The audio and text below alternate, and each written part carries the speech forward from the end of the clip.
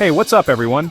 If you've ever tried installing DaVinci Resolve 20.0 on Parrot OS and hit those super annoying dependency errors, I totally get your pain. Let me walk you through exactly how I got it working, and how you can skip those headaches too. First off, grab the DaVinci Resolve 20.0 Linux package from Blackmagic's official site, and extract it into a fresh folder.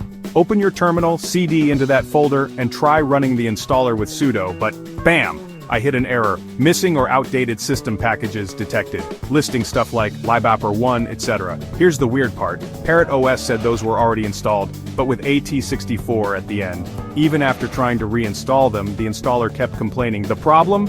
DaVinci Resolve wants the old library names, not the new T64 ones. So I headed to /usr/lib/x86_64 Linux gnu/ and created symbolic links from the new T64 libraries to their classic names.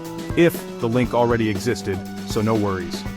But the installer still threw the same error. Just run this command and fix this issue. Sudo skip_package_check =1 /DaVinci _resolve_20.0.Linux.run, and boom, installer launches. No more package check drama. Just follow the prompts to finish up. Just like and subscribe and share. If you still stuck on this, just check my channel and see full video. It will help you.